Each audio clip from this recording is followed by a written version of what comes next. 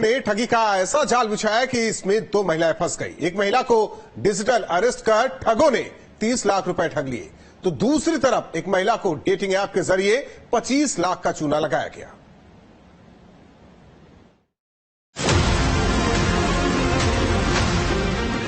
गाजियाबाद में महिला को किया डिजिटल अरेस्ट।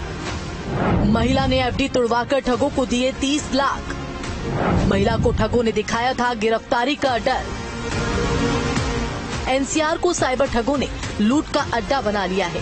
आए दिन नोएडा गाजियाबाद में साइबर ठग किसी न किसी को निशाना बना रहे हैं। सबसे ज्यादा इन शहरों में डिजिटल अरेस्ट के मामले सामने आ रहे हैं। एक बार फिर साइबर ठगों ने गाजियाबाद की एक महिला को निशाना बनाया है। इंदिरापुरम की एक सोसाइटी में रहने वाली एक महिला को डिजिटल अरेस्ट कर साइबर अपराधियों ने 30 लाख रुपए की ठगी कर ली। बताया जा रहा है कि साइबर ठगों ने प्रगति वर्मा 7 करोड़ का फ्रॉड होने के नाम पर धमकाया और फिर मुंबई पुलिस बनकर जेल भेजने का डर दिखाया। ठगों ने बताया कि उनके नाम का इस्तेमाल कर 7 करोड़ रुपए का फ्रॉड किया गया और उसके बाद उन्हें सुप्रीम कोर्ट की तरफ से जारी फर्जी वारंट फोन पर भेजे गए और उन्हें गिरफ्तार करने का डर दिखाया गया। जिस नंबर से कॉल जा रहा था उस पर मुंबई पुलिस लिखा हुआ आ रहा था। प्रगति वर्मा ने अपनी एफडी तुड़वाकर 30 लाख रुपए का चेक भेज दिया। पुलिस जांच में पता चला कि जिस नंबर से कॉल की जा रही थी वो नंबर कोलकाता का था। देखिए, प्रगति वर्मा इंदिरापुरम में रहती हैं और ये इनके पति जो है 2021 में कोविड में एक्सपायर कर गए थे। इनके पास 23 अगस्त को एक कॉल आता है जिसमें वो बताता है कि आपका मोबाइल नंबर का प्रयोग हुआ है और 7 करोड़ का उसमें आपके मोबाइल नंबर का प्रयोग करके फ्रॉड किया गया है। और इनसे पूछा जाता है कि नंबर आप यूज करती हैं, तो इन्होंने बताया कि नहीं। फिर भी वो कहते हैं कि ठीक है, मैं कॉल ट्रांसफर कर रहे हैं और इन्होंने कॉल दूसरे को ट्रांसफर किया जिसमें मुंबई पुलिस का इन्होंने पीछे लोगो लगा रखा था, वर्दी में थे। और कॉल ट्रांसफर के बाद ये लोग बोलते हैं कि अगर ये नंबर आप डीएक्टिवेट कराना चाहती हैं प्लस आपका आधार कार्ड भी यूज हुआ है, उससे 7 करोड़ रुपए का फ्रॉड हुआ है और अगर आप नहीं कराती हैं इसको डीएक्टिवेट तो इसमें आपकी अरेस्टिंग हो सकती है। और इस तरह उनको झांसे में लेकर इनसे पूरा अकाउंट डिटेल पूछा गया। इन्होंने बताया कि मेरे अकाउंट में केवल 23,000 रुपए हैं। तो फिर पूछा गया कि आपके पास एफडी वगैरह भी होगी, तो इनको जानकारी नहीं थी। तो फिर ये बैंक भी गई हैं, बैंक से इन्होंने चेक किया है और उसके बाद से इनको झांसे में लेकर सुप्रीम कोर्ट का फर्जी जो है वारंट का पेपर भेज के। फिलहाल महिला ने साइबर क्राइम थाने में एफआईआर दर्ज कराई है। पुलिस नंबर और बैंक अकाउंट के आधार पर साइबर ठगों की तलाश में जुटी है। गाजियाबाद में डेटिंग ऐप के नाम पर ठगी। ऐप के जाल में फंसाकर महिला से ठगे 25 लाख। आजकल के युवा सब कुछ ऑनलाइन ही हासिल कर लेना चाहते हैं। ऑनलाइन दोस्ती की खातिर कई बार सीमा भी लांघ जाते हैं। ऐसा ही एक मामला गाजियाबाद से सामने आया।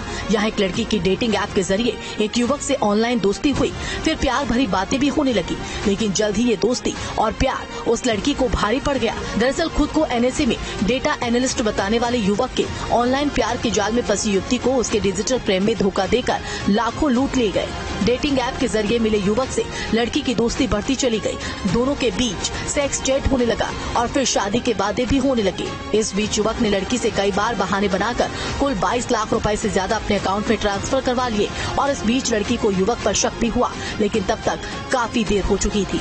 आकाश नाम का आरोपी 5 जुलाई को युवती के संपर्क में आया था। उसने बताया वो सरकारी कर्मचारी है। उसने बताया कि उसके माता पिता सेना में हैं और लद्दाख की गलवान घाटी में तैनात है।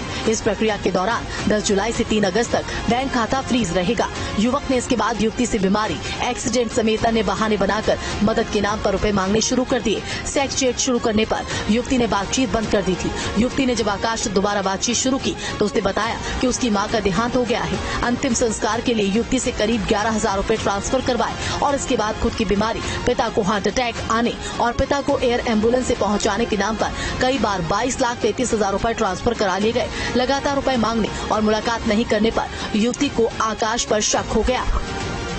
देखिए, एक रिया जैन है, लोहिया नगर की रहने वाली हैं और इनके द्वारा जो है 5 जुलाई को जो है एक टिंडर ऐप जो है एक्टिवेट किया गया, जो डेटिंग ऐप है। और उसमें जो है एक आकाश अग्रवाल नाम के फर्जी जो छद्म व्यक्ति है उससे संपर्क किया गया और लगातार 5 जुलाई से लेके 25 अगस्त तक इनके लगातार टच में रहा। लगातार व्हाट्सएप कॉलिंग करती रही, लगातार बात करती रही और वो बंदा हमेशा कुछ न कुछ अपने घर की मजबूरी बता के कि मदर एक्सपायर कर गई, फादर आईसीयू में है या मेरा बेटा बीमार है, कुछ न कुछ वो बहाना बना के इनसे पैसे निकलवाता रहा। दोनों ही मामलों को लेकर गाजियाबाद के एडीसीपी क्राइम ब्रांच सचिदानंद ने बताया कि साइबर फ्रॉड बहुत तेजी के साथ बढ़ रहा है। लोग लगातार इसका शिकार भी हो रहे हैं। ऐसे में सबसे ज्यादा आवश्यकता है तो अवेयरनेस की। अगर किसी को भी अननोन नंबर से कॉल, मैसेज, ईमेल आता है तो वो सबसे पहले अपने नजदीकी पुलिस स्टेशन को इस बात की जानकारी दे कि किसी के भी झांसे में आकर पैसों का ट्रांसफर ना करे, नहीं तो आप भी साइबर ठगी का शिकार बन सकते हैं। देखिए, ऐसी घटनाओं को रोकने का सबसे अच्छा यही तरीका है कि आपको जो है, जो भी अननोन नंबर से कॉल आ रही है या व्हाट्सएप मैसेज आ रहा है या वीडियो कॉल आ रही है, उसको जरूर वेरीफाई करिए। अरेस्टिंग का डर दिखाकर या आपको बताते हैं कि आप एक पार्सल मिला है, उसमें कुछ ड्रग है, तो इस तरह का डर दिखाते जब भी हैं तो आप लोकल थाने से तत्काल संपर्क करिए। इस तरह के तमाम फ्रॉड चल रहे हैं और लगातार इस तरह की घटनाएं बढ़ रही हैं। तो इस तरह की कोई भी कॉल अननोन आ रही है जिसको आप जानते नहीं है, जिसमें आप इन्वॉल्व नहीं है, तो उसमें अपने पे कॉन्फिडेंस रखते हुए इसमें जो भी इस तरह की कॉल आ रही है, WhatsApp video call, Skype call, तुरंत लोकल थाने को संपर्क करके और अभियोग पंजीकृत कराएं। एनसीआर में रोज साइबर ठगी के मामले सामने आते हैं, लेकिन इस सब के बावजूद भी लोग साइबर ठगों के झांसे में आकर अपना सब कुछ गंवा देते हैं।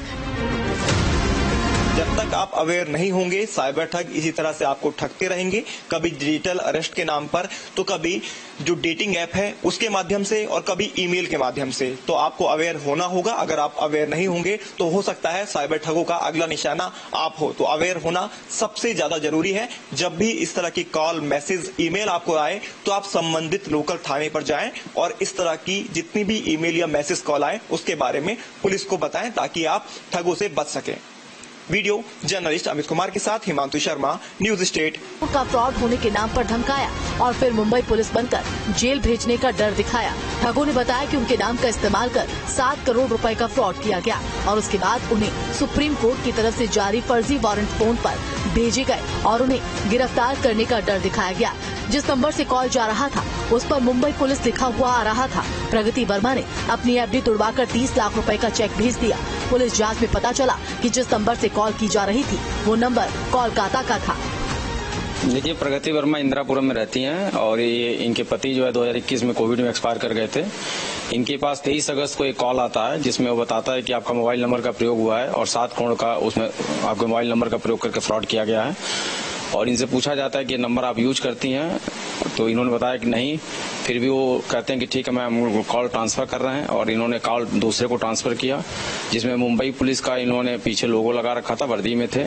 और कॉल ट्रांसफर के बाद ये लोग बोलते हैं कि अगर ये नंबर आप डीएक्टिवेट कराना चाहती हैं, प्लस आपका आधार कार्ड भी यूज हुआ है, उससे 7 करोड़ रुपए का फ्रॉड हुआ है, और अगर आप नहीं कराती हैं इसको डीएक्टिवेट तो इसमें आपकी अरेस्टिंग हो सकती है। और इस तरह उनको झांसे में लेकर इनसे पूरा अकाउंट डिटेल पूछा गया। तो इन्होंने बताया कि मेरे अकाउंट में केवल 23,000 रुपए हैं। तो फिर पूछा गया कि आपके पास एफडी वगैरह भी होगी, तो इनको जानकारी नहीं थी। तो फिर ये बैंक भी गई हैं, बैंक से इन्होंने चेक किया है और उसके बाद से इनको झांसे में लेके सुप्रीम कोर्ट का फर्जी जो है वारंट का पेपर भेज के